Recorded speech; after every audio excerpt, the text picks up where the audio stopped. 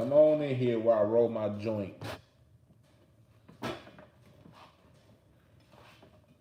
Random live Q&A. Bring y'all asses in here. What the fuck?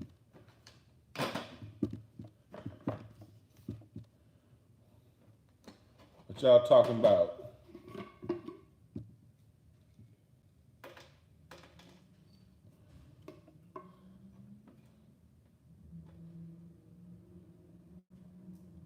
Oh, you said remember the time I changed that song for you?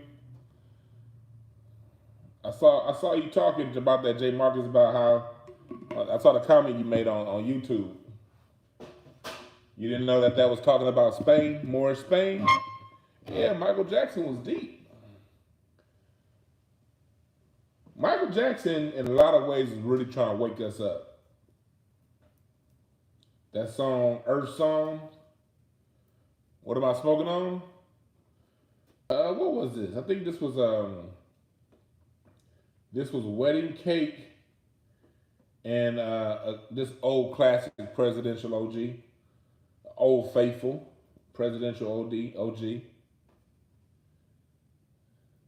Hell no, I ain't smoked no Sherm before. What was that, jail felony? We can smoke a dip, just a little bit. Was that jail felony that sang that? Who was that saying we can smoke a dip? That Sherm stick. Who was that? Was that jail felony? No, I ain't fucking with no Sherm. I ain't fucking with no drugs that went through a lab and processed. Yeah, we call it wet. We call the effects of Sherm wet out here. Like if somebody high on Sherm, we say, oh, that motherfucker wet. What up, run it up? Check out my broadcast from earlier on Jay-Z and Beyonce. I think J. Marcus, I think I'm gonna do a whole show just on Michael Jackson's music. Because people get caught up in the dance, and that was great because he was the greatest stage performer of all time. But Michael Jackson was way deeper than dance. He took a lot of bullets. He took a lot of hits. See, people forget. Before Michael Jackson dropped Remember the Time, he was everything to everybody. He was just the greatest, biggest superstar on earth. After that black man reminded us who we are, now all of a sudden all these bullshit ass rape allegations and child molestation allegations come out of nowhere. Michael Jackson took a hit for that. What up, King 13? Michael Jackson took a lot of hits for us, man.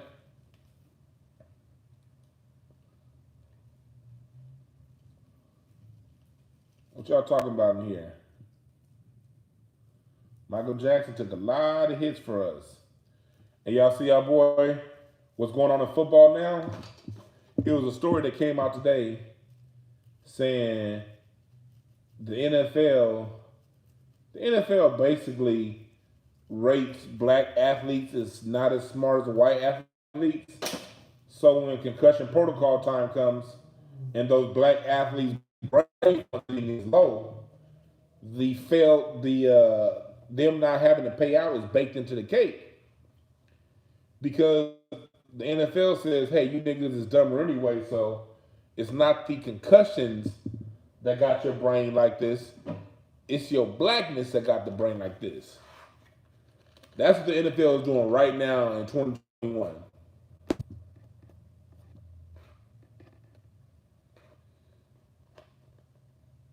Yeah. That's what they're talking about right now in football in 2021.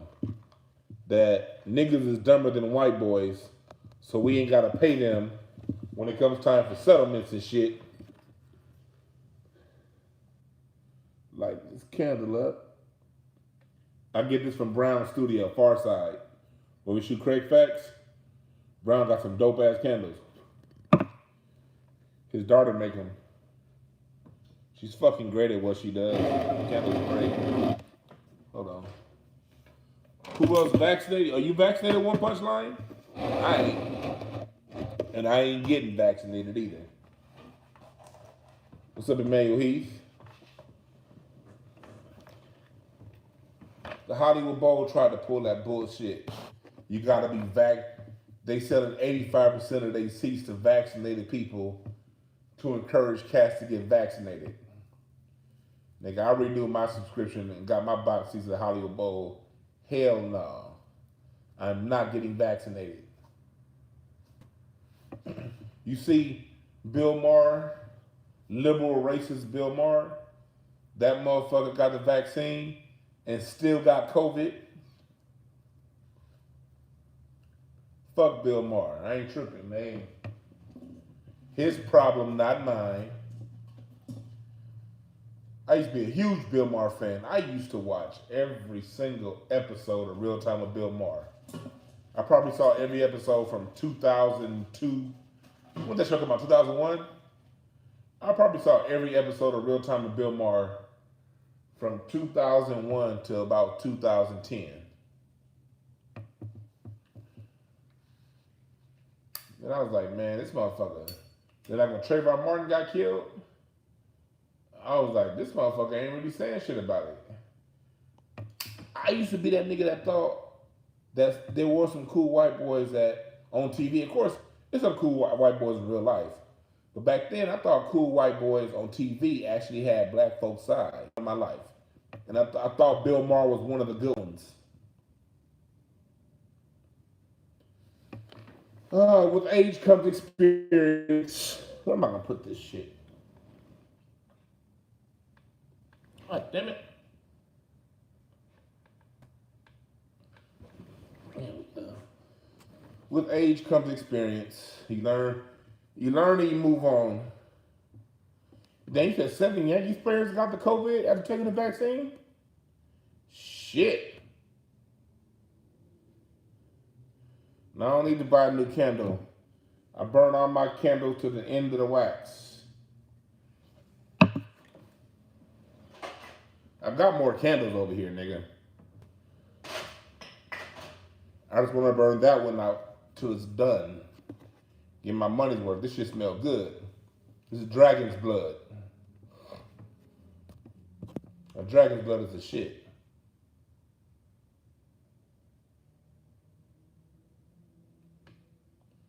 You're right, Big Cannon. Yeah, I used to be hooked on Bill Maher. I used to have to watch every single episode of Real Time with Bill Maher. I used to watch every single episode of Real Time with Bill Maher.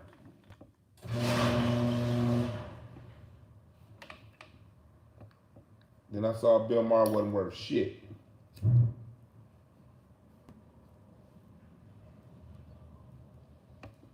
What y'all want to know? What y'all want to talk about? I ain't got no particular subject. I did all my talking earlier when I was talking about Jay-Z and Beyonce. What you niggas want to talk about? What about Dane Calloway? Run it up. I just saw you write Dane Calloway. What about him? I don't really watch Dane Calloway much. I've seen a few videos of his. He has a lot of dope information on Indigenous American history with black folks, but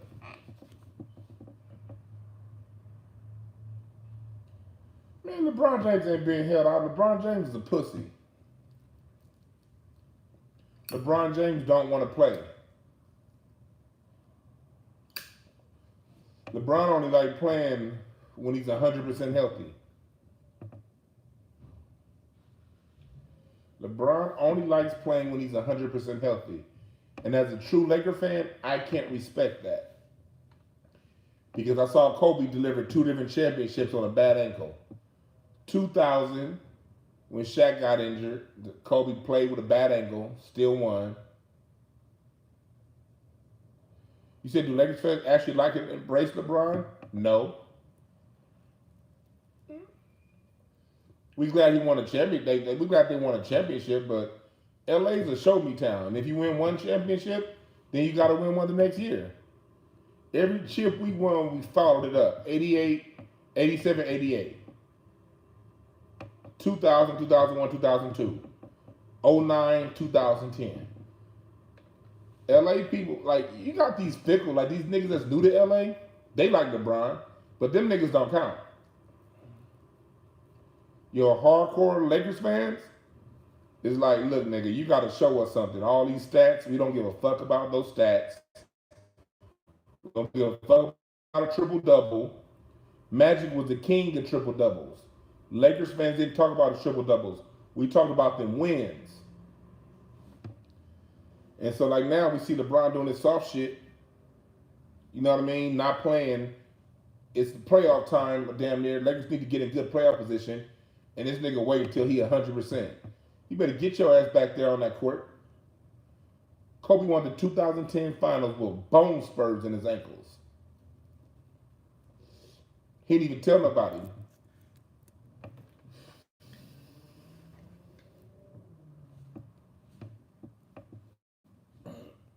He didn't even tell nobody, man. Let's see here. Then what about Dan Calloway's points with Indigenous Black America? He be on point with that. Dan Calloway be on point with his Indigenous Black American history. It's Brandon returning to Craig Facts, yeah.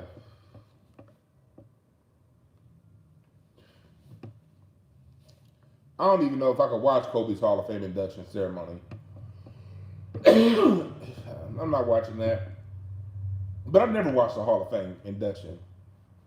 But that shit will bother me too much watching Kobe's, because I remember Kobe's first game when he first checked in off the bench. And when Kobe was a rookie, and he used to always try to split double teams, but he didn't have the skill set yet at that time to split double teams. But he always tried and would turn the ball over.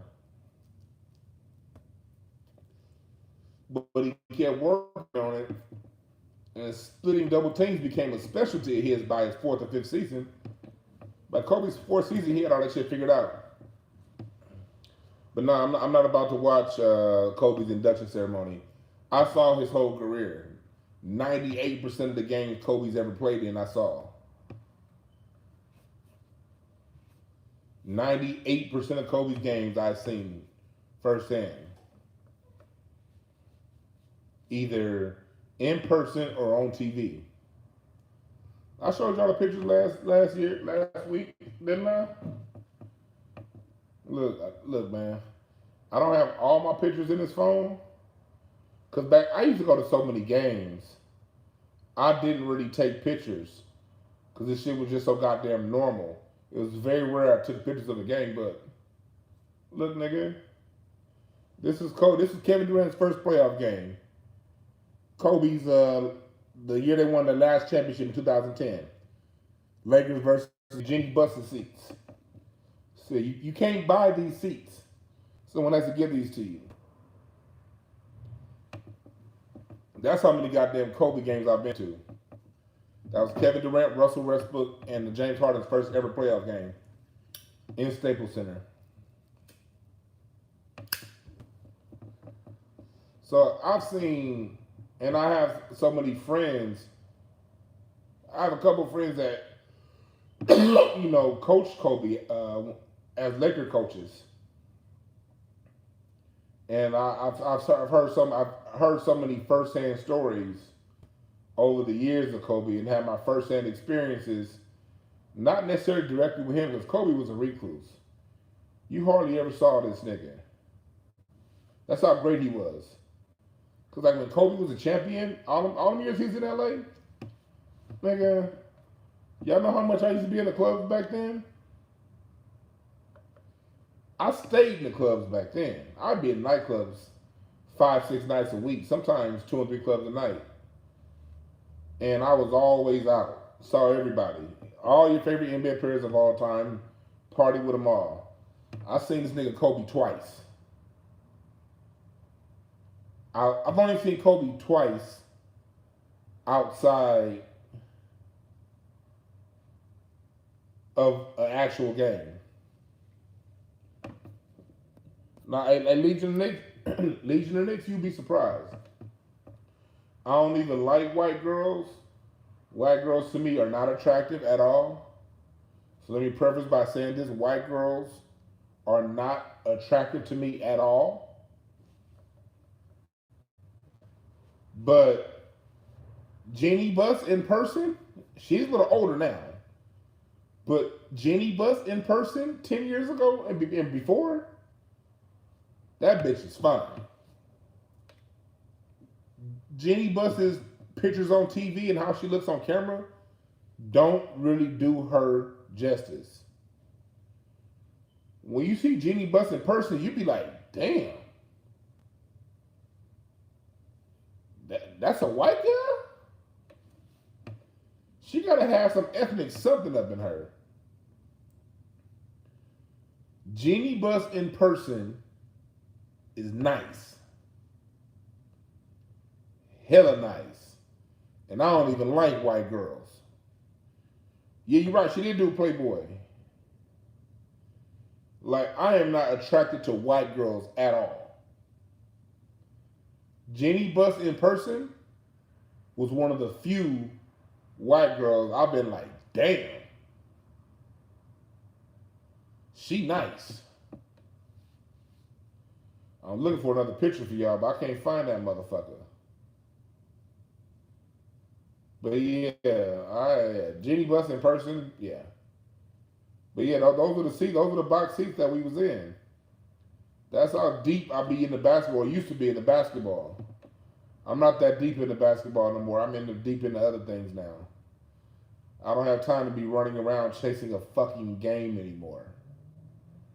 But when I did chase the game, never as a player, just, someone who knows the game, I had a lot of dope ass access to a lot of shit people don't see and never will be able to see. Like I said before, Kobe, these are my seats.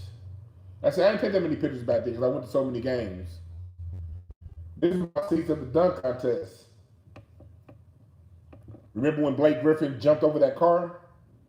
This was the dunk contest when Blake Griffin jumped over that car.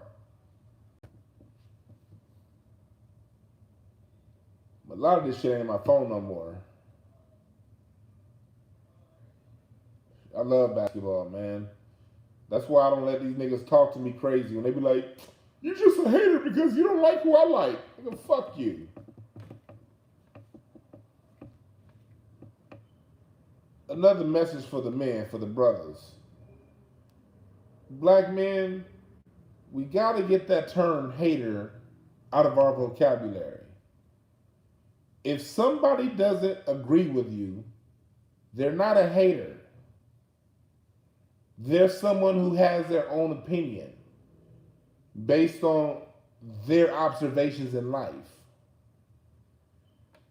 When you call people who disagree with you haters, and that's just the only thing you have to say,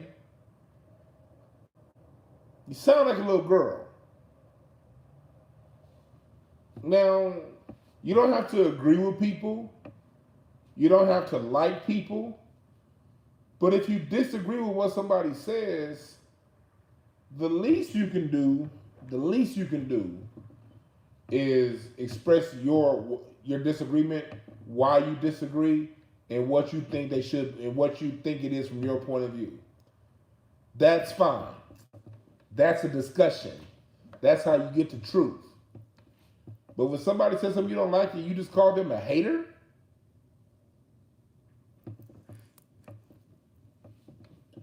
we gotta stop that, black men. That shit weak as fuck. Real part, J. Marcus, he said, I respond hating implies jealousy. You're right, I'm not jealous. I just have my own point of view.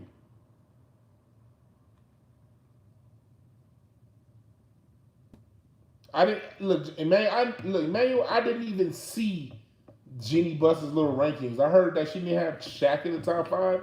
I didn't even look at that. Nick Van Exel and Eddie Jones are two of my favorites. When I was in the 7th grade, they came to my middle school. They were rookies. No, 8th grade. 8th grade. When 8th grade, Nick Van Exel and Eddie Jones came to the school and they did like a recess and like between recess and third period in middle school. And I was like, I've been an Eddie Jones fan ever since. And I had this white boy I was friends with in middle school. His mom worked for the Lakers. So we used to go to games and sit on courtside. This was 94. This was 94, James Worthy's last season, the year that Magic Johnson coached for half a season.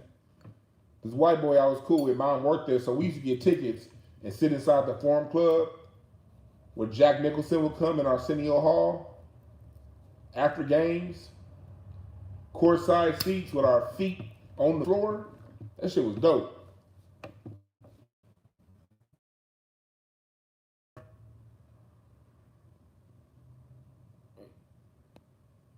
Let me see.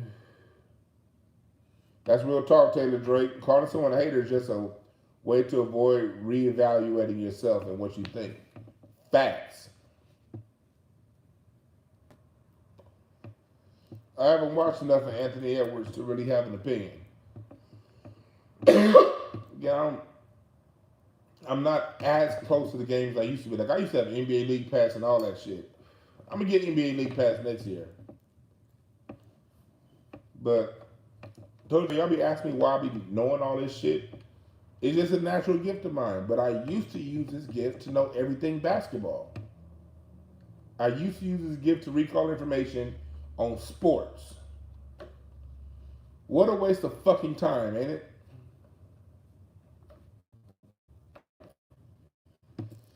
The minute I took my attention off sports and started putting it on the things that are real in life, I got a lot more constructive and a lot more helpful and a lot more useful to the black community.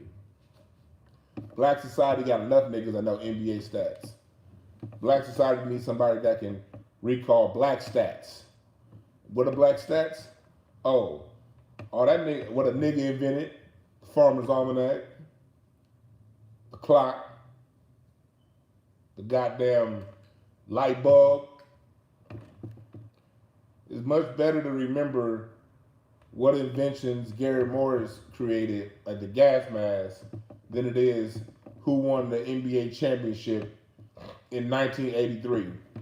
By the way, that was the Philadelphia 76ers when they won, when they created a then NBA record, 12-1. They swept every round, and they even swept my goddamn Lakers that year. That's how my basketball memory is. You know, then the Lakers beat that record in 2001 when they went 15-1 in the playoffs. So I'm like, man, if I know all this basketball shit, maybe I should spend time learning some shit that can help my people out. You dig?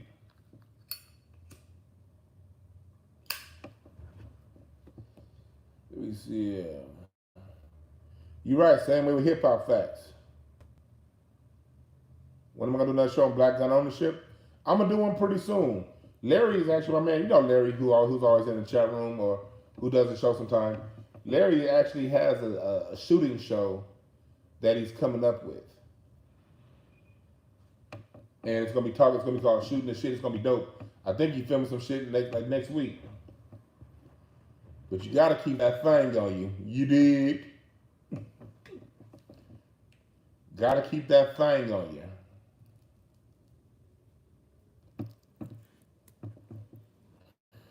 Let me see what y'all talking about. Priorities are important. Yep. That's a fact. That is a motherfucking fact. We almost sold out our show next week from today in Vegas. Meet Craig, Big John. The show's almost sold out. It's only like 5 or 6 tickets left. So get yours now if you're in Vegas. May 22nd. 2 shows, 5 and 11.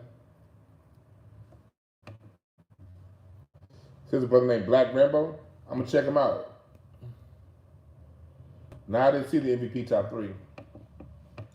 The MVP this season should be Chris Paul. Just like the MVP last season should have been Chris Paul. That nigga taking bum ass teams to the playoffs. Hell, he had Phoenix in the top 2. Chris Paul, but the MVP is a fraudulent award anyway. So you asked me who my top 3 favorite music producers besides Quincy Jones. Yeah, Quincy Jones is in there. I'm actually making a T-shirt with my favorite funk music producers. It's gonna be called Mount Funkmore. I'm creating a T-shirt right now. Y'all gonna see it pretty soon. But on my Mount Funkmore T-shirt is Preacher Cash D. Lee. My Funkmore producers are George Clinton, Sly Stone, Rick James, and James Brown. That's my Mount Funkmore. But if I'm just going to the straight producers, outside of Quincy Jones, George Clinton, Maurice White, Earth, Wind & Fire, and probably, for personal reasons, probably my father-in-law, James Carmichael, my wife's dad. James Carmichael is one of the coldest music producers to ever walk this planet. You can't find those string arrangements doper than his. I mean, he was the one that wrote the arrangements for a lot of that early Michael Jackson, Got to Be There. You know, that, just name it. Little Fro Michael, all that Lionel Richie shit, all that Commodore shit, Atlantic Star shit. So personally, my top 3 music producers, my father-in-law, James Carmichael, Maurice White, from Earth, Wind & Fire. I could listen to those 3 people's music all day. All that stuff Maurice White did with the Emotions, Denise Williams. Stevie Wonder's up in there too. Stevie Wonder wrote so many hits, so many people not named Stevie Wonder. Not only did he write and produce his own hits, this nigga Stevie Wonder was writing for Minnie Riperton, writing hits for Michael Jackson, The Barge. This nigga Stevie Wonder made Jermaine Jackson a fucking hit. That's how you know Stevie Wonder cool. This nigga made Jermaine Jackson a hit. Let's get serious. Let's get serious. That's Stevie Wonder. That's why when you get to the bridge of that song, when it's going, S-E-R-I-O-U-S, baby, let's get serious. That's Stevie Wonder singing that. And the story goes, Jermaine wasn't singing that hook the way Stevie wanted him to, so Stevie kicked Jermaine out of the studio and sung that part himself. But he didn't credit himself. He gave Jermaine all the singing credits. He didn't give himself any singing credit on that song. He just the producer credit and writing credit.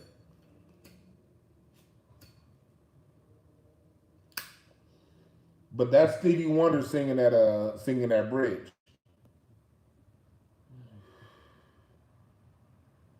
Yeah, jazz has come back. I mean, I love jazz. Matter of fact, my favorite Quincy Jones music, outside of what he did with Michael Jackson, my favorite era of Quincy Jones is Quincy Jones with Count Basie. Because Count Basie is my favorite arranger of all time. Like when it comes to arrangements and band, Count Basie is my favorite. Count Basie's colder than all these motherfuckers. Count Basie. So when Quincy got Basie and he wrote those arrangements, like "Fly Me to the Moon," go listen to that song, "Fly Me to the Moon." That's one of my favorite songs ever. Listen to the production and the arrangements on that. Listen to the theme from Mondo, also with Count Basie and more than the greatest gift the world has known. Oh yeah, April in Paris, hell yeah. You know, Taylor Drake, you know what the funk is? Yeah, I saw buck breaking. I'm gonna do a buck breaking breakdown. I think tomorrow morning. If I don't do it tomorrow morning, I'm gonna do it Sunday morning. Now Sunday I got a webinar follow up, so I'm probably gonna do my buck breaking breakdown either tomorrow morning or Monday morning.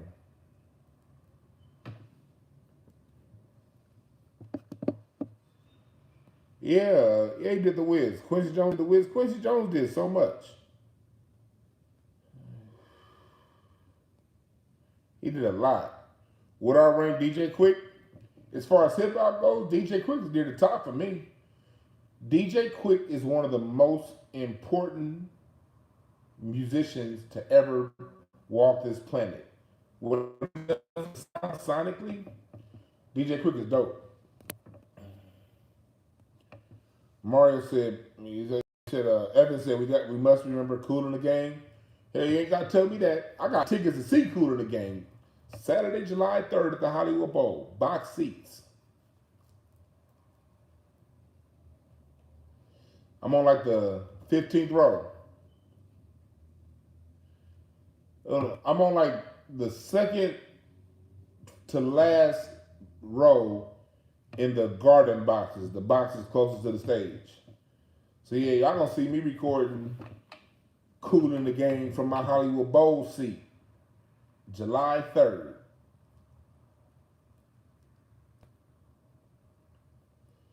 You kid, Isaac Hayes, Legion, Hayes and Porter. That's another one of my favorite. Hayes and Porter is another one of my favorite production duos. Isaac Hayes, most of that stuff from Stax Records, a lot of that Otis Redding and shit, a lot of that was Isaac Hayes on the production. Hayes and Porter. The early Emotions, Isaac Hayes.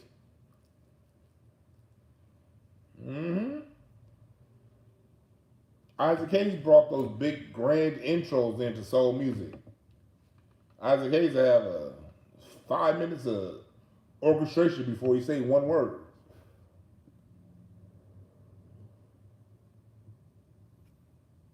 Yeah. Oh yeah, Big Jock got that show on Netflix with Mike Epps. That's what's up.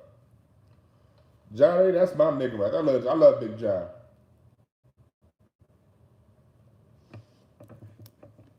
I remember. Yeah, Big Jock. Big Jock started comedy with me and Craig. Me, Craig, and John A all met at the Comedy Union in 2010.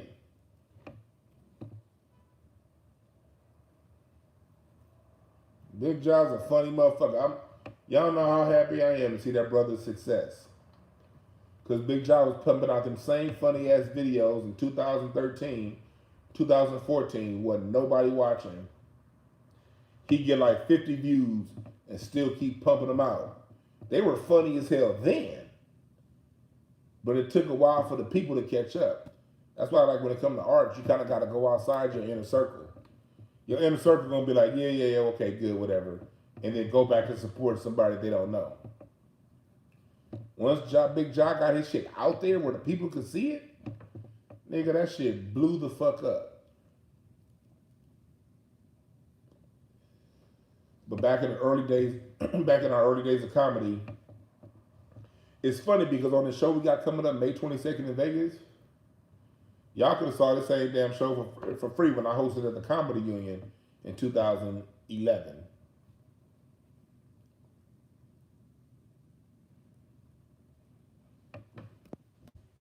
You asked me why am I not in some of these sketches? Probably my fault. I never liked sketches. I never really liked doing sketches because I don't like acting. Acting takes all fucking day. You gotta take that little 3-minute sketch. That should take forever to put together, man. Like, I don't know. If I ever asked Johnny to do a sketch, I know he put me in one. That's his thing. I've done some of Craig's sketches. If you look at some of Craig's earlier sketches, that Jarvis Kincaid sketch, go look on Craig's channel. He has this sketch called with Jarvis Kincaid, where he's on a date and he's like in a vest with no shirt on. He filmed that shit here in my apartment, right here. And I played like the waiter or some shit like that. But he filmed that in my crib when I first moved in here. It's like 2012, 13, sometime around there. I don't really like shooting sketches. That shit's boring as fuck to me. But that nigga Jade got talent. He see the shit. Jade was a nigga when we were all coming up in comedy. Anything we wanted filmed, he always had a camera. He wouldn't even charge a nigga. One of my it's a stand-up special I did with Craig. Jade filmed that shit. Jade be like, man, D, whenever you do your 30-minute or your hour special, I got you, man. He always had that camera in his hand. Now that nigga successful as hell, man. I love seeing that shit.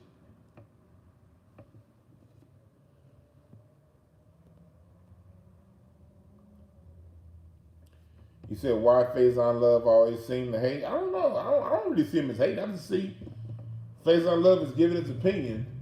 Like, it may sound like hate, like when we talked about Dave Chappelle, but Faison Love always backs what he says up with a reasonable explanation. So I don't know. I can't call someone a hater when they can explain it reasonably. I still don't agree with the motherfucker, but I don't know if I can call him a hater. He probably just has differences of opinion.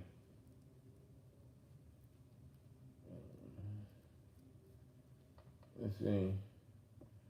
Music is, I see what you're saying, Evan. Music in a general sense is trash, but you gotta remember the radio, what's pushed on the radio is what the powers that be want heard. We don't have a voice when it comes down to what's played on radio. The 1996 Telecommunications Act made sure of that. And I meant to talk about this on my Jay-Z broadcast earlier. The 1996 Telecommunications Act killed local radio. See, back when you had local radio owned by local business people, the people could call into the radio station like, man, we don't want to hear that shit. Play this, play that. Songs jumped off back in the day because the people could call out to the radio station and be like, yo, this song is hot. But now with national chains like Clear Channel and Clear Media owning all the radio stations, we don't have that power anymore. So I always remember the music that gets played on the radio, the music that gets played and awarded, that's their agenda music. It's not what we fuck with. Never conflate the lines.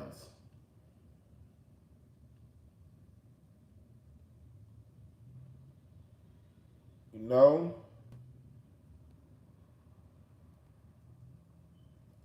You're right on radio play, go there or go to Spotify. Look, I got a playlist. I got my funk soul list on Spotify up right now.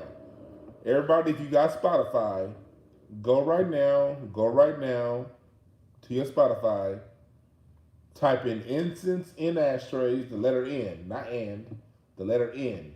Incense in Ashtrays, funk soul playlist. Click on that motherfucker and listen to the real funk and soul era. I add and take music off that list weekly. So I'm constantly updating that list. So you're not going to always keep hearing the same shit.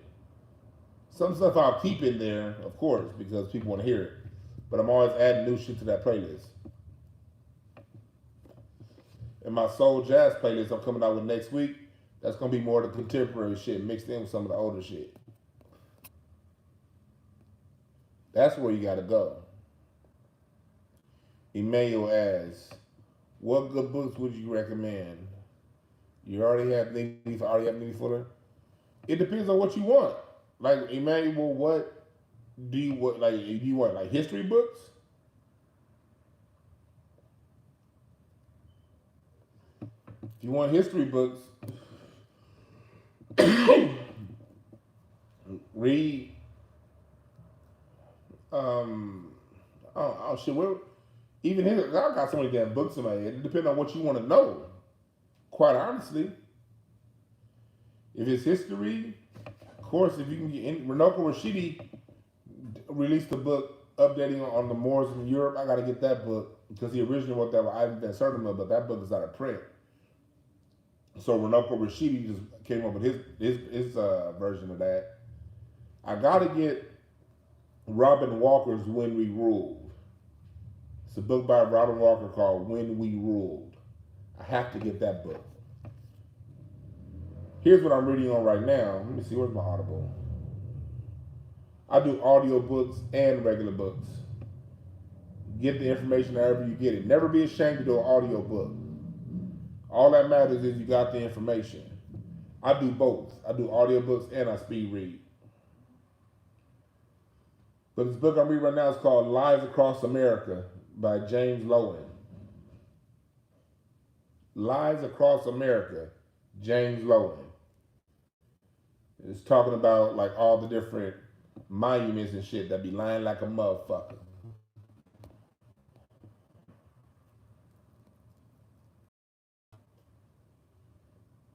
He said the radio had the same 6 songs. Yeah, radio ain't shit now.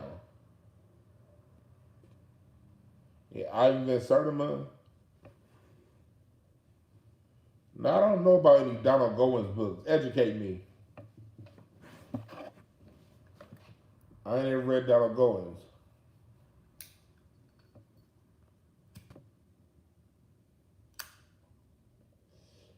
I always recommend people read Miseducation of the Negro as your first book as you're waking up and you start to know more. Read Miseducation of the Negro. But see if you can find the first edition, because some of the later editions, they kind of whoopty-wham some of the shit up in there, and it ain't saying what Carter G. Woodson wanted it to say, you dig?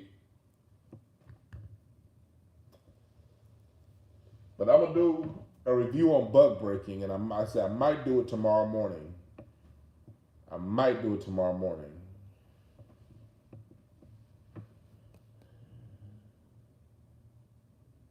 He said audiobooks be better if they had row section breaks. That's a good idea. I might do that shit. Do an audiobook and then like at the end of a chapter, or at the end of a paragraph, if somebody did something stupid, then roast their ass for a little bit, then get back to reading. I'm thinking about making my book an audiobook. You brought up two of my favorite people, Kamira and Freeze Love. Kamira came by the house today. Kamira's like my real friend. Like, that's my nigga right there. Her and my wife are hella cool. She came by the crib today to say what's up. Freeze. Me and Freeze talked on the phone about a month ago now. Freeze is my nigga. Matter of fact, I got to call Freeze. Because we both was just busy. We meant to call each other back. I got to have Freeze back on the show one day. And I got to have Kamir back on the show. No, I don't watch UFC. UFC too. I don't want to see people get bashed in the head like this. And plus, the UFC, they got a move called ground and pound. I don't want to see two men in hoochie shorts ground and pound. No. Get off in there. Fight with your fist, nigga. No. I don't fuck with no UFC. Rear naked chokehold. No, that shit's gay. That's homoerotic wrestling. If I want to see niggas fight, nigga, put up your dukes. Let's fight from distance. I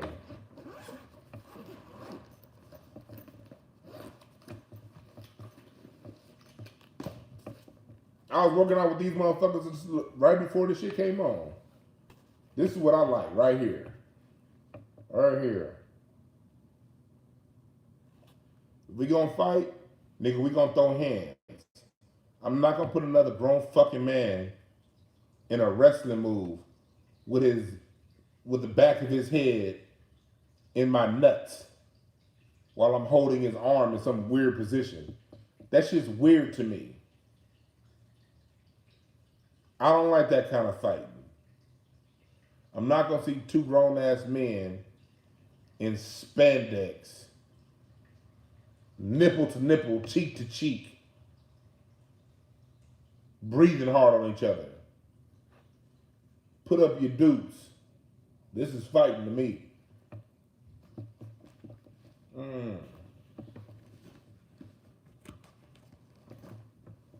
Fuck that shit.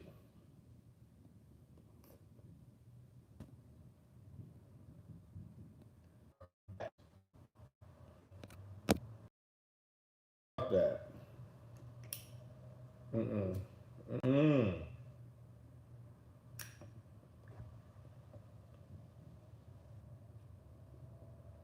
Why would I participate in a food fight? Why would you waste all that good damn food? Why would you waste all that food and then you gotta take a shower because everything is sticky and shit? You got pie crust all on the inside of your elbow crack. That's the dumb shit of food fight. Wasting good ass food and you sticky.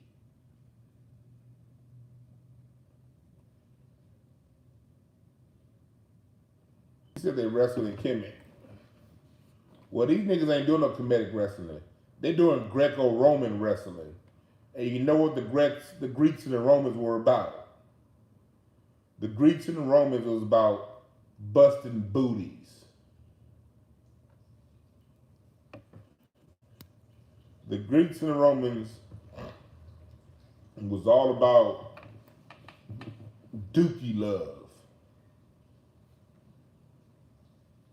Whole goddamn room smelling like dookie. Brown streaks.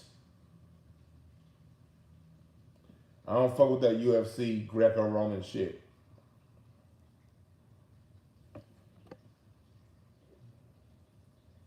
You see one about shrooms? Don't be scared of psychedelics. All right. I had two people ask me about shrooms. So let me break some shrooms down to y'all. All right. My Q&As, I don't care if y'all share these or not. Y'all ain't gotta share this shit. My shows I want y'all to share when you see me talking about a subject. Go back and share my conversation on Jay-Z and Beyonce from earlier today. These Q&As are more so for people who already fuck with the channel. Who just want to know, because like when I do my show, I'll be so focused on what I gotta say. I'll be off the top of my head. I don't be having notes. When I do my shows, I'll be off the top of my head and I just go. So when I be looking in the chat room, it'll throw my train of thought off. So since I be so in my head about what I want to say to y'all, I figure I'm gonna just do these Q&As separate. So you niggas can talk to me now. So you ain't gotta like and share this shit. This is just for the people who fuck with the show, who want to ask questions that I never get to during a regular show. That's this for y'all. But somebody asked me something. I lost my goddamn train of thought. See? Shrooms. That's what we talking about. What's up, Doug Shelton? You appreciate that, man. I like bringing on Randy Short. He's a good dude. Again, we talk about y'all asked me about mushrooms, so let me break it down. This is how you do mushrooms. If you do mushrooms, make sure that you clean your environment. My wife says she likes when I do shrooms because she's like, nigga, the side effect is a clean house. Cause my wife does most of the cleaning and shit. I help her out and I do certain things, but she do most of it. But when I'm about to get on mushrooms, I don't wait on her. You gotta have your environment clean. Gotta have a clean environment if you're gonna do mushrooms. You wanna clear the energy of the room. I always sage before I do mushrooms. I sage my whole, let me see, look, I got sage button over here. Here it is. Last time, gotta sage the room down if you're gonna do your mushrooms. Purify energy. Make sure the shit feels good, you know? Gotta play good music. Music that you love. Burn some Palo Santo too. Clean environment, clean energy. Light your candles, light your incense because you want the shit to smell good.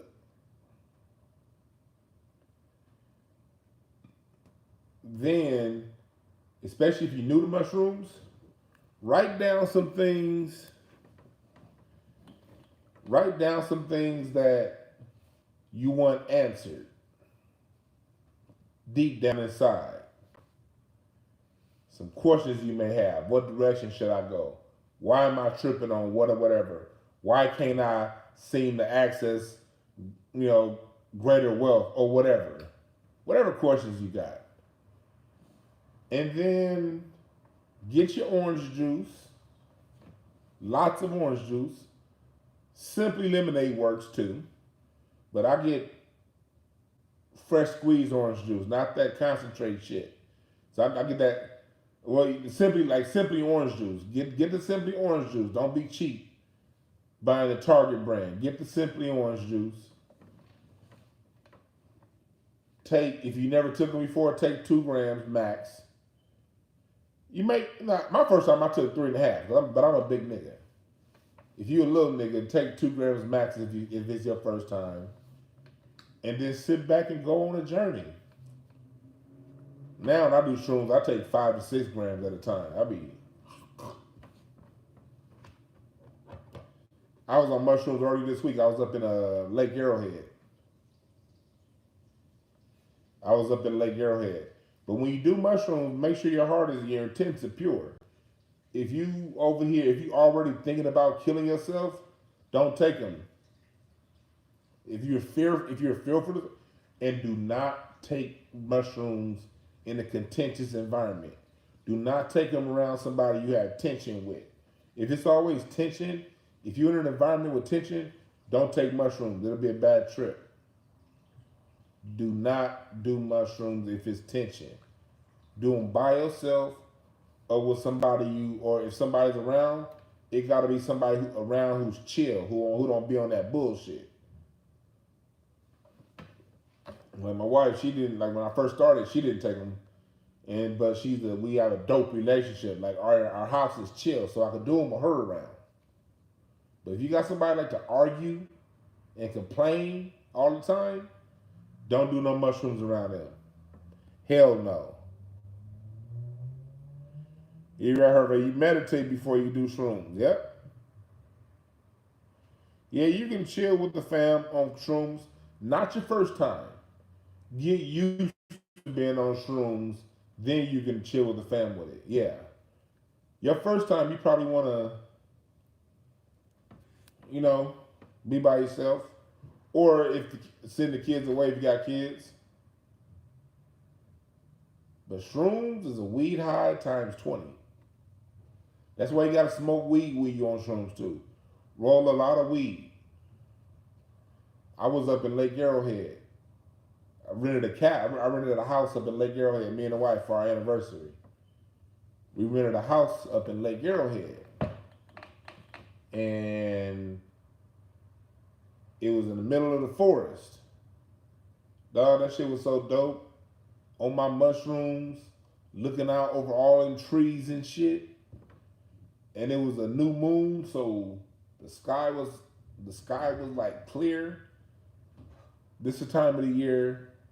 My favorite star is Sirius, but in summertime, late spring, summer, Sirius goes below the horizon.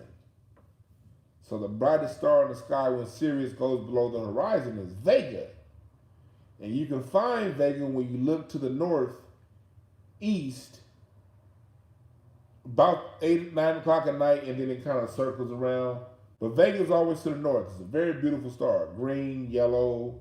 It shines green, yellow, red. It's a beautiful star. And every 12,000 years, right now, what's up, Don Smith?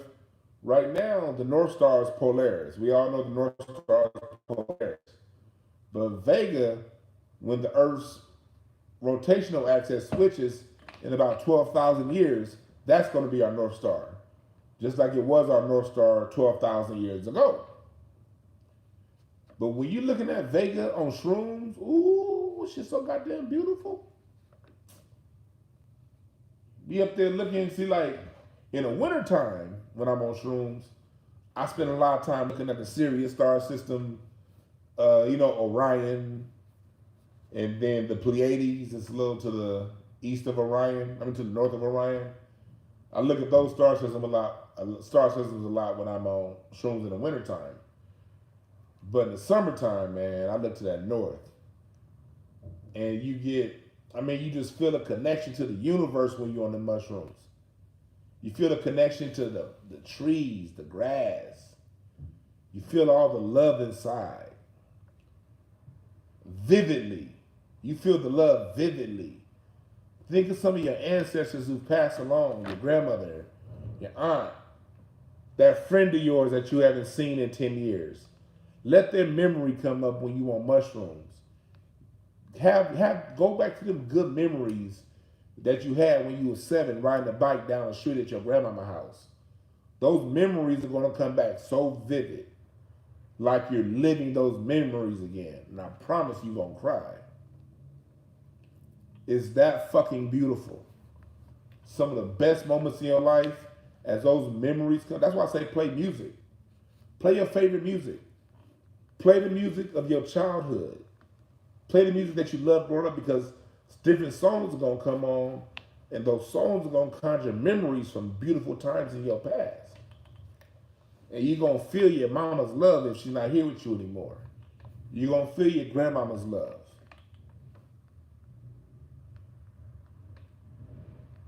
The earth gave us these tools, man. That's why they tell us not to use them. Shrooms are something that you can use for your advantage. Like I told y'all before, mushrooms is why I wrote my book. And I want to thank everybody who bought my book. That's just been selling. I appreciate y'all. But I wouldn't have wrote that book without that mushroom trip. The mushroom trip revealed to me what I need to write about. I knew I wanted to write about something at some point, but I know what I want to write about. One mushroom trip was like, you got to teach people that method that you used to use on your job to help people find their gifts. Like, what I wrote that book about, that shit's so automatic. I've been using this shit in that book for over 10 years working with children. I didn't think to write a book, like, you know how it is when you do something every day? It just seems normal. You don't really think, I'm thinking like, why does somebody want to read about this? This is what I do. That's how it is when you do something, when you're genuinely good at something, it's other people who are interested in it, but you're so used to doing it, you like when I talk to my father-in-law about music, I've been trying to interview my father-in-law for 2 years now. I want him to talk about working with Michael Jackson when Michael Jackson was 12. I want to hear him talk about working with Barry White, Stevie Wonder, working at Motown, and Rick James. But to him, it's like, okay, Marvin Gaye was cool. Yeah, Marvin, I like Marvin. You know, I hear Marvin Gaye now. I'm asking 1,000 questions. He's like, yeah, Marvin was a good dude. It's like asking you about your homeboy or your coworker. You'd be like, that's how it was for me. But when I took them mushrooms, I saw it from a different angle. I was like, well, that stuff, people probably can use that. And I wrote that book in about 4 days after that mushroom trip. 4 days. Now I spent 3 more months refining it. And to get the book, it's in my link tree. And if you look, it's in the description bar. I have the Hotepish website. It's in the description bar. The book is the first thing when you click on that link. You can get it right now for $8.88, or the whole webinar for $29.99. But that book revealed itself to me in a mushroom trip. I was like, damn, people probably can't use what I have to say.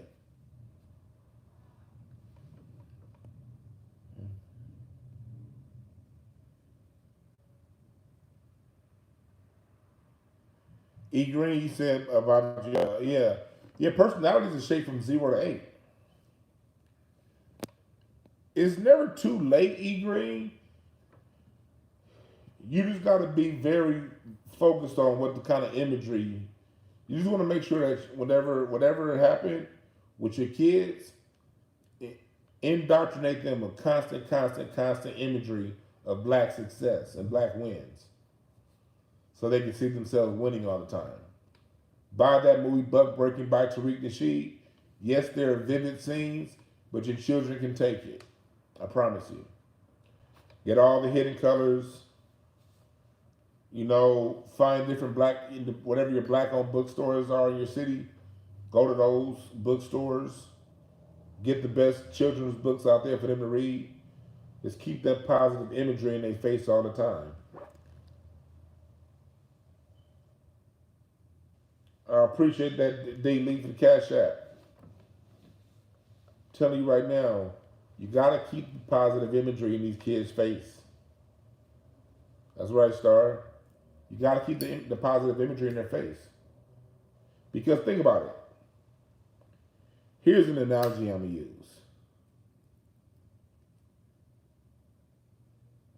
That's right, Gemini gang. That's right. We the best. But I lost my train of thought. What was I just saying?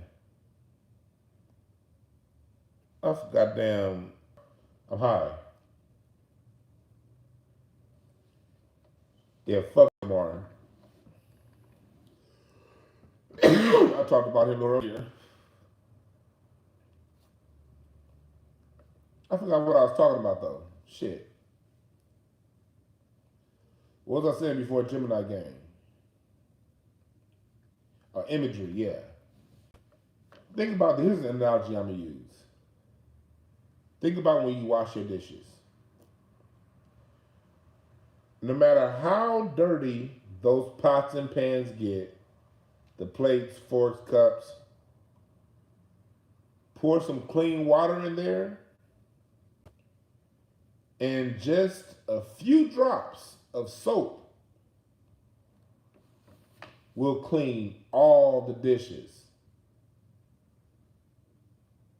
Am I right or am I wrong? It only takes a few drops of soap to clean a sink full of dishes. It's no different than the truth. Children are bombarded, and we're bombarded with lies and slop and junk and bullshit all day. But it only takes a few drops of truth to clean all that bullshit out your mind. How many of you in here thought one way, but all it took was one hit in colors to warp your mind and change your perspective on something? Now, it wasn't hidden colors alone, but hidden colors was the thing that sparked a thought that led you to greater research, which helped you discover greater positive imagery of yourself, which then in turn raised your group esteem. And there's a one-to-one correlation between the raising of group esteem with self-esteem. Studies show you can have high self-esteem and low group esteem, and low group esteem. You can have high self-esteem and low group esteem. Matter of fact, a lot of black people have that very high personal self-esteem, but the esteem of the group, how they feel about the group, is kind of low. But it's impossible to have high group esteem and low self-esteem. There's a correlation between when you have a genuine high regard for your group, not a fake regard. See, most white folks, whiteness is based on not being black. Whiteness isn't based on any kind of positive affirmation. So they talk a good game, but a lot of them really got low self-esteem. But when you're dealing in truth and you have a high esteem about your group and that esteem is based in truth, you're guaranteed to have high self-esteem. You're guaranteed to have high self-esteem once you understand what you are and the group you belong to. That's why people who come from families who preach, you're a Brown, you're a this, you're a Wilson, you're a Smith, most of them kind of act a certain way because there's a family esteem that they feel the burden of carrying. So people who come from those kind of family environments rarely do things outside of the code of that family.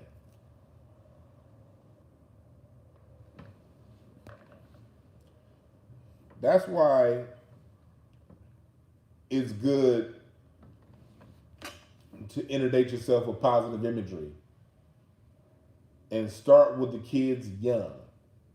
They're not too young to watch Hidden Colors. They're not too young to watch Buck Breaking.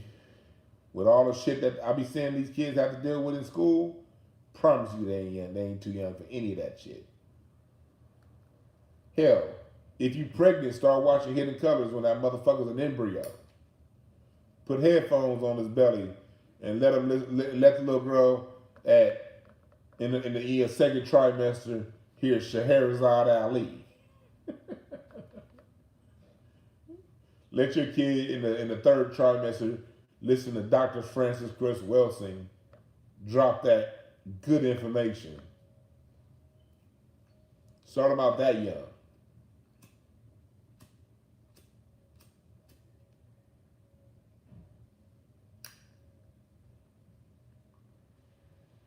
Yeah, you gotta let them know who it is. And here's another thing, folks. This is free game. Mind you, I charge $175 an hour for this, what I'm about to tell you. And I get it. This is free game. When you talk to the children, talk with them. Have a conversation. The problem a lot of parents have when they're speaking to their children about history, or even if they're talking about like their favorite music versus the kids' music, adults get into a judgmental conversation. You don't know this. I knew these things that you don't know. My music was better than yours. You need to know this because it's going to... If you approach your kids like that, they may sit because they respect you. They may sit and do what you say to do, but you lost their ear. And as a matter of fact, more than losing their ear, you'll probably make them resistant to whatever information that is if you come at them from that perspective. But if you talk with the children and you be like, hey, look, man, let's just tell the truth. It's, let's just watch it. Let's have a good time. And they, just watch it. And they start asking questions, answer them. And if you feel like you need to explain what they're about to watch, just let them know flat out, hey, look, we do our best for you, but it's a tough world out there. And the school system isn't going to teach you everything you need to know. So watch this with me and let's get some information because we need to know this stuff about our people. And leave it at that. Don't come at them like, you need to know this because your generation don't know shit. We all heard them. We all remember how Aunt Flo with the cigarette voice used to talk to us. Now you little young motherfuckers, y'all don't know shit. Shit, back in my day, we had music that talked to you. Now you doing listening to the hoopity boppity beepity bop. Couldn't stand down flow. Smelling like St. Ives and cigarettes. See, now what you need to do is your generation don't know how to dance. Back in my day, we had the funky two chickens and the funky step. You'd be like, Mama, why we keep going over her house? She mean. Don't be on flow. Approach the babies with love as you give them that information. Make it fun. Don't make it a judgmental thing.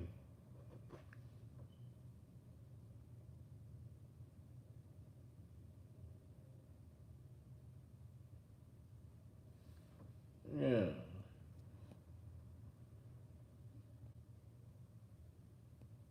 But yeah.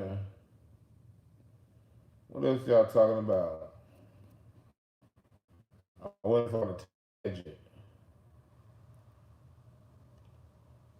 What y'all want to talk about? I'm be here for a few more minutes. For sure, E Green. Yeah, it's all about helping, man. I like helping people. Shit. You know, part of my personal growth and development was actually charging for what I do. Because I used to I almost had a nervous breakdown back in 2016. Because I was doing so much, not only was I working, I was still volunteering my time to people on the side, just giving. And nigga, I almost passed out from a nervous breakdown. That's when I had to learn, hey, you gotta take care of yourself mentally. But even though I charge now, I still give up a lot of shit for free. That's why I do these free Q&As. Talk more about college. Look, this is what I say about college. That's a good question, Sean. Me and Craig we do down it. I do down college a lot. But let me give you my perspective on college. Here's where I down college because a lot of people go to college to say they got a degree. That's my problem. People who go to college because society says go to college. Or people who go to college because Kentucky's my favorite basketball team, so I'm going to go to that school. That's where I down college. If you have a plan, if you have a goal, and a college degree is needed to meet that plan or goal, then by all means go to college. My issue was with making it automatic because I was raised as a millennial, go to college, get a good job. Go to college, get a good job. I read a statistic today. It said 40-year-old black millennials own 4.9% of the wealth. For Generation X, it was 9%. For the baby boomers, it was 21%. The baby boomers had 21% of the nation's wealth. They told us to go to college. Generation got a 9% share, and we millennials got a 4.9% share. So while niggas was going automatically to college, the people who was out there hustling took a lion's share of the world's wealth right up under our nose while we're learning an abstract subject that we're never going to actually apply in life. That's my issue with college. But one of my best friends, John Tay, been knowing him since I was 3 years old. He went for an engineering degree. He's been an engineer at Raytheon for the last 18 years now. So by all means, him going was great. One of my other best friends went for criminal justice. He's a cop. But that criminal justice degree gave him he came in making 10 grand above people who don't have a degree. And those two, they went to like a Cal State school. Another thing you got to add when it comes to college is what school do you choose? I went to Cal State North. I started off at Santa Monica College, and then I went to Cal State Northridge. And I stayed home with my parents when I was in college. Because I was going because I knew that was the right thing to do. Wasn't quite sure what it was I wanted to do. But I was ready to go to college. So I went to Santa Monica College for 4 years. A 2-year school for 4 years. Because I was really trying to figure out what the fuck direction I was going to go in. In my 3rd year, I took a speech class. And I had enough units to transfer at the end of that semester. But my teacher said, okay, this leads to comm studies, communication studies. And I was like, I liked that so much, it lit a fire in me. So I finished it out, then I went to Cal State Northridge. And at the time, CSUN was only like $1,500 a semester. So I paid that cash.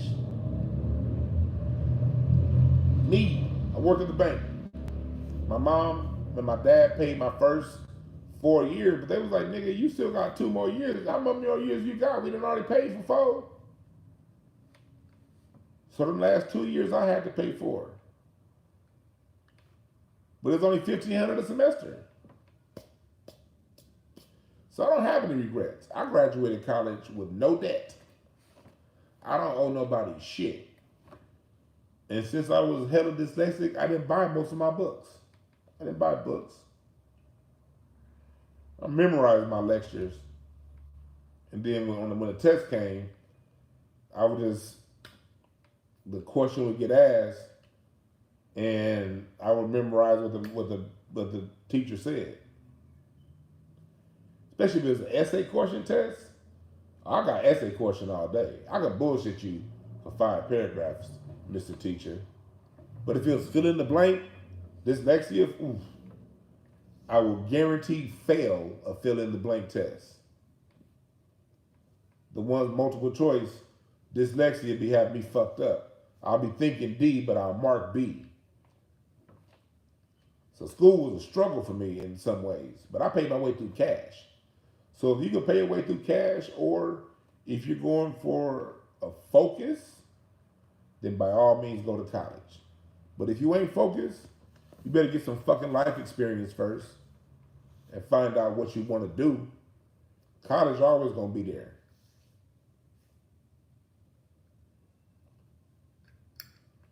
See, Sean, I can't have, that's not, that look, you say you feel at the end of the day it can benefit you if you're going into the right field.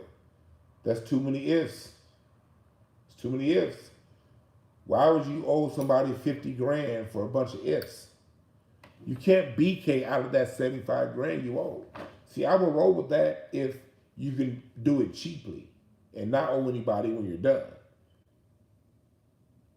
See, if you can not owe anybody when you're done, then maybe you can go on the if. But that loan you sign is real. Ain't no ifs in that loan. The only if is if you don't pay, how they gonna tax your ass? That's the only if. If you have a focus, go to college. If you're ifing, get a job and find your way.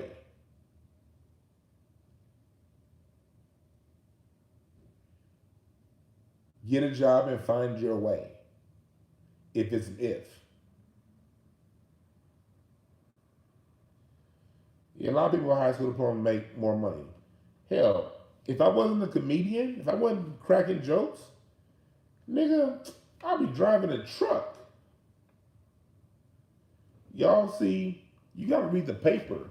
The business section in the LA Times last week said oil prices can be going up this summer because there's a shortage of oil tanker drivers nationwide. You pulling in $2,000 a week driving an oil tanker, while niggas is running to get a college degree in something they're not even sure they're going to use. Think about that. And on top of that, Microsoft the federal government, Google, they all said they're no longer requiring a college degree.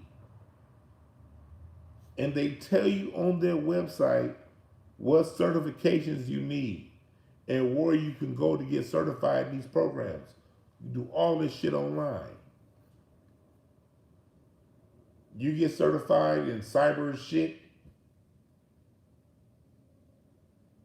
That's where the world is headed. Remember this. Always remember this. When the major corporations make a move, everyone else sooner or later is going to follow. Quick history lesson.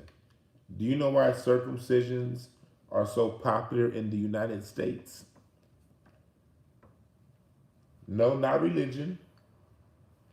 They weren't doing circumcisions in the 1850s over no religions, nothing. Circumcisions got popular because in the 1880s, 1890s, the Kellogg factory, the Kellogg's cornflakes, Kellogg cereal, the Kellogg factory, that perverted motherfucker only allowed people to work for him if they were circumcised. He only allowed circumcised men to work at the Kellogg factory. Kellogg was one of the biggest employers in the nation.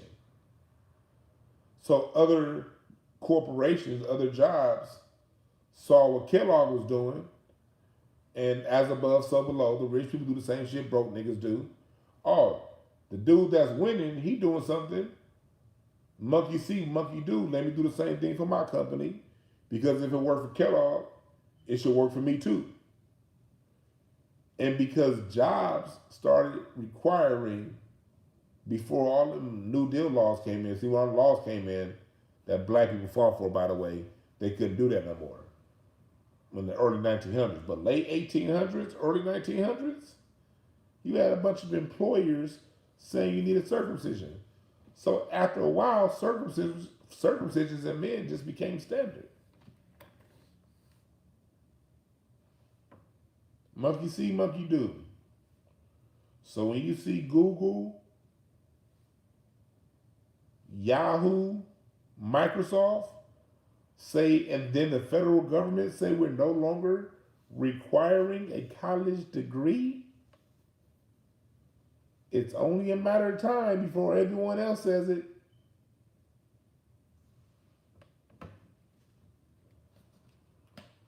But now you still owe $100,000 working a job that somebody who just took a certification now is sitting right next to you, making the same money or more.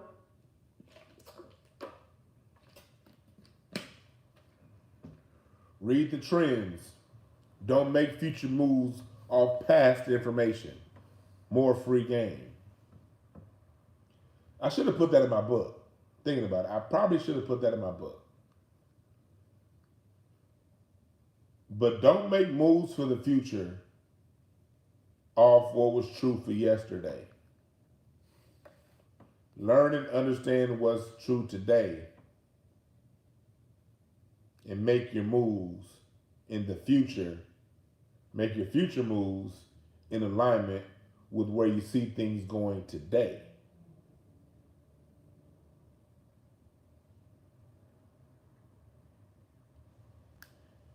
Oh yeah, Taylor Drake, I'm with you on a 2-year. That's what I did. I went to a 2-year first. That's exactly what I did. Santa Monica College. You so many goddamn fine black women there. It used to be a road grass right next to the library. We called it Crenshaw. That's where all the niggas hung out. I love Santa Monica College. At the time, it was only $11 a unit. So a whole full semester would be like $300. I spent 4 years there trying to figure out what I was going to do. But once I figured it out, I was done. But yeah, junior college is good. I love junior college. Even if you got a 4.0 GPA, if you ain't got a full ride scholarship, still go to a junior college first. Save your money. If your kids do decide to go to a 4-year school, go to college, do a junior college first. It's just way cheaper because you don't get into your discipline until the third year anyway. Anything they offer at the 101 and the 201 level at your university, they offer it at a junior college. Anything on that 101, 201 level. And your first 2 years of college are general education anyway. They're not major specific. You don't get into your major till your third year. So why spend 2 years taking the same damn classes you're going to take at a junior college? Go to a junior college first. Get the 101 and the 201 classes out the way right away. Then transfer to whatever 4-year you desire, if you decide to go to college.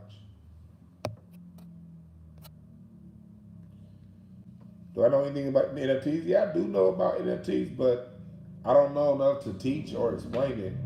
I kind of try to stay in my lane. Yeah, I talk a whole lot of shit, but I generally talk a lot of shit about things that I have a fair amount of knowledge enough to talk about. I don't know NFTs enough to talk about, so I don't want to mislead anybody trying to act like I know every goddamn thing. I've been studying NFTs.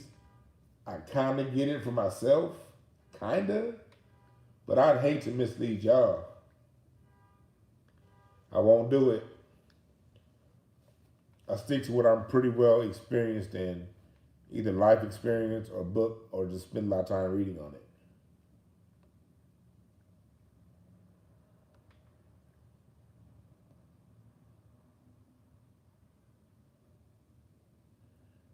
You said Todd stinks. Who? Nigga said, that nigga Sean said, Todd. Oh, you talking about, oh, nigga. Oh, you talking about at Craig? I'm out. Don't get me saying nothing about that, bro.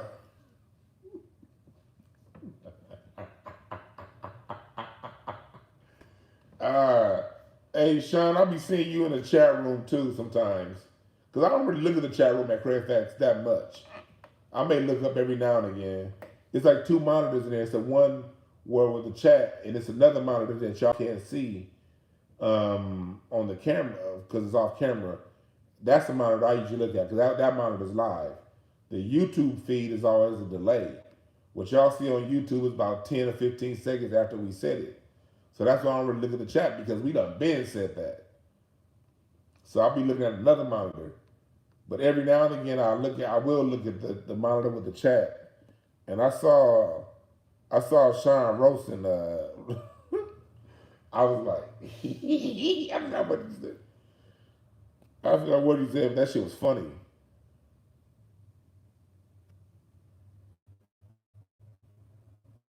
Yeah, Guru, yeah, he said he put it up from half court. Yeah, he do that on fly. Todd be letting them fly. Salute to Todd, man. Todd a good dude. He a good dude. But yeah, that motherfucker be letting them fly.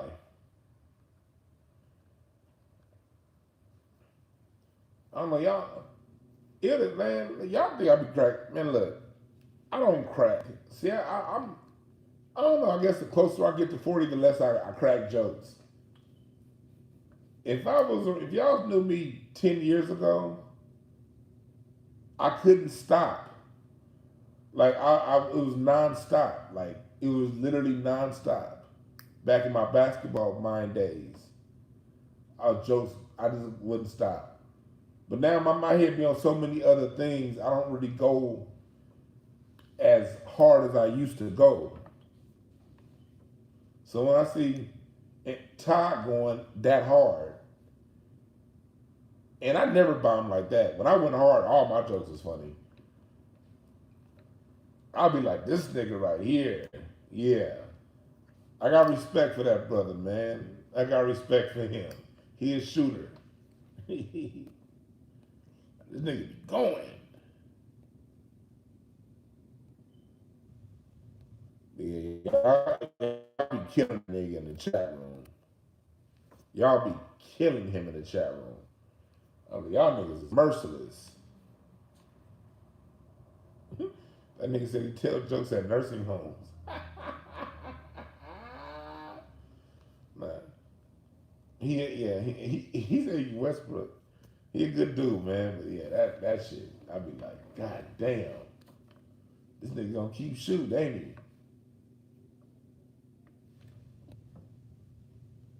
This nigga gonna keep shooting.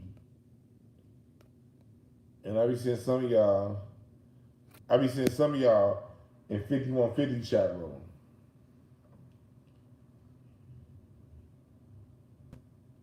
That shit be funny as hell. Y'all be killing. Cause I don't ever watch 5150 live. I always watch 5150 on Wednesday morning. And I'll see y'all in the chat room, nigga. That shit be hilarious. That shit be hilarious.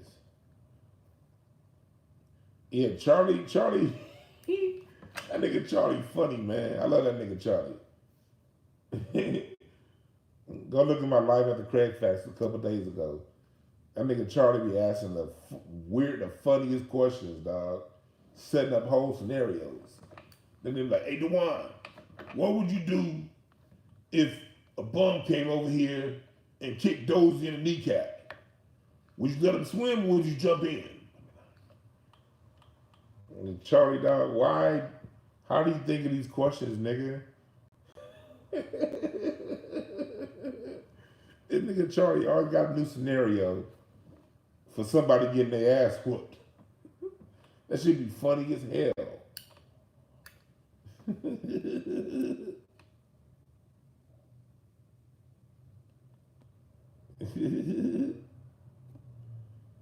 Charlie roasted the shit out of him, yeah. That nigga Charlie funny as hell. All them niggas is funny though. Yeah, dog. What else y'all want to talk about before I get out of here?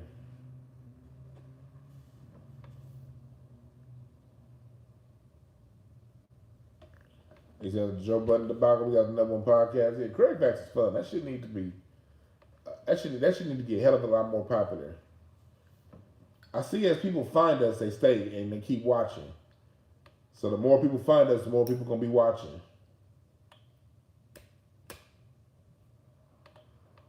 The more people stay, the more people gonna watch.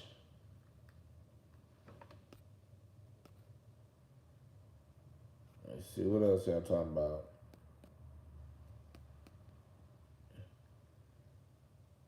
Let's see. Any more questions? I don't know.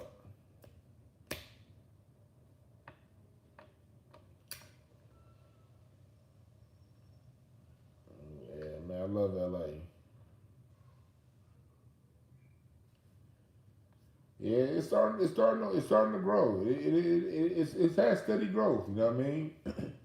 And at some point, somebody's gonna say it's gonna like go viral on the internet, and people gonna try to cancel, which is gonna make us grow even further. Because won't none of us give a fuck if somebody try to cancel us.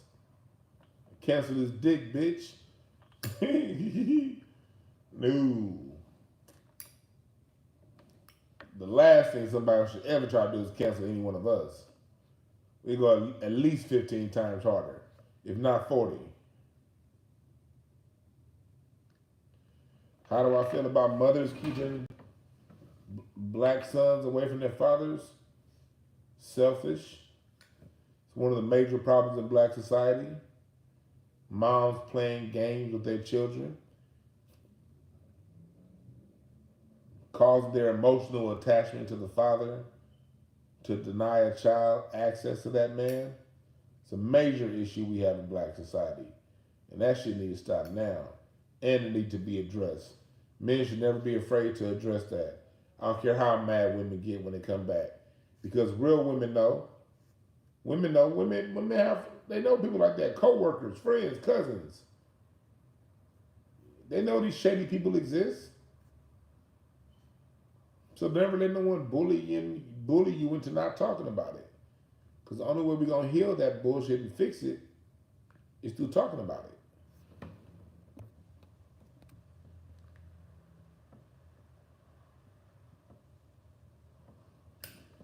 Man, don't be scared 5150 or Craig Fast is going to get canceled. The people in the cancel culture they'll never like Craig Facts because we too real. You got to realize, bullshit ass people watch bullshit ass shows. We too real for them motherfuckers. So the only thing they can do is bring attention to us if they tried to cancel us. That's the only thing they can do. If they genuinely tried to cancel us, the only thing that would do is bring attention to what we doing. Because people who are into all that canceling, they'll never like our show anyway. Because it's too fucking real. But the minute those cancel culture people bring attention to our show, it's going to bring people who are with the shits like we are. They're going to be like, oh, this shit kind of dope. And they're going to stay. Because cancel culture will attract people with that are with the shits. And the people that are with the shits, they're going to discover a new show that they love. While all the people hitting the dislike and the cancel, those lemon-faced bitches would have never watched in the first place.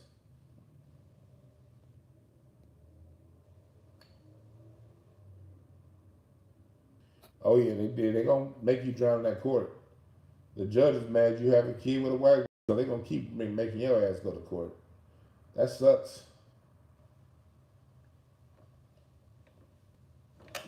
Major issue in society.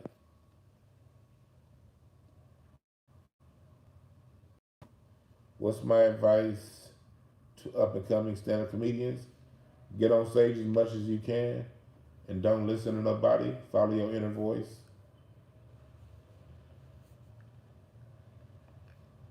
People don't know shit. Watch, pay attention, but follow your inner voice more than anything else. Ask for advice, but trust your instincts. Your instincts know when you're getting good advice that you can apply and when you're hearing bullshit that you can't apply. Trust that inner voice. Don't be afraid to take risks. Matter of fact, take all the risks you can take. The more risks you take early, the more used to you getting not in a box. So in 5 to 6 years, when you actually become good, you'll be so open that you can go wherever the show needs to go.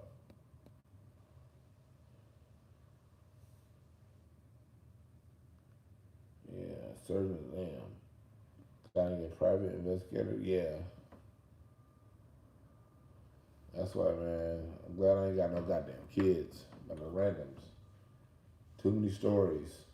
I've seen too many of these stories. My heart go out to you brothers dealing with that, not being able to see your child because of a woman that don't like you anymore. That should be against the law. That should be against the law.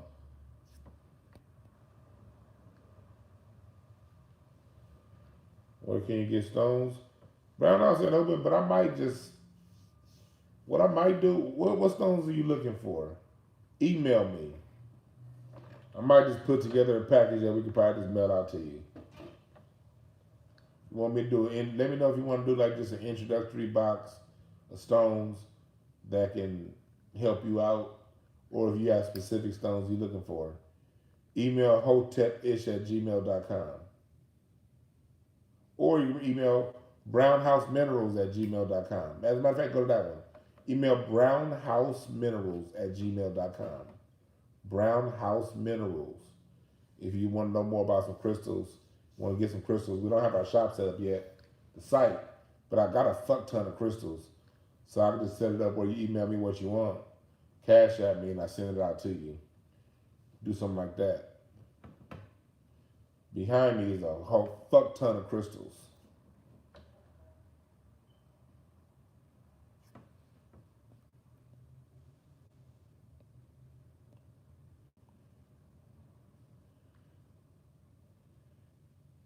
You say you got a story. You on the news? you on the news today, the police almost took your life. Goddamn. That sucks. Shit niggas gotta deal with. Shit, but I'm about to get off here, y'all. I think I might do my book breaking review tomorrow. If not, I'll do it Sunday or Monday, sometime in the next 3 days. It depends on how, honestly, if I do it tomorrow morning, it honestly depends on how I feel when I wake up. If I feel like talking to you niggas, I'm doing my book breaking interview tomorrow morning.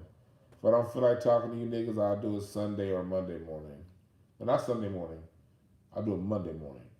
Because Sunday I got my webinar follow-up. For those of you who were part of my original webinar, No Time to Waste, you should have gotten your email and your invite to the Zoom session so we can follow up on the book and the webinar. And you can ask your questions. And remember that. Remember, get my live drum. Also, on my website, Hotepish.com, I have, if you, what's the name of the coupon? If you type in the code SPEND50, SPEND50, you get free shipping on all orders over $50 on my website, Hotepish.com. All my merchandise is 2 t-shirts or a t-shirt and a hat. You spend $50, you get free shipping. Type in the promo code SPEND50. SPEND50 and get the discount. If you want live drum sample packs, go to my link tree, my website, type in the promo code FUNK1, F-U-N-K-1, get 20% off my live drum sample packs. I appreciate that, Sean. The book got, leave me a review. If you read the book, leave me a review on Yelp or Google Reviews. I should have the link. I'll put the link up. But yeah, because some people, the real people in the original webinar link, but if you look up Breakthrough Advocacy Services on Yelp, leave me a review. Yeah, Funk 1, Terrence, get that live. And I got 2 more sample packs coming out pretty soon. Yeah, I probably should do a No Time to Waste daily planner. Good idea. I think I'll put together a No Time to Waste daily planner and put it up for sale on my website. I'll probably do that shit tonight. Great idea. But yeah, remember, there are no perfect messengers, only perfect messages for those who are willing to listen. I'm out.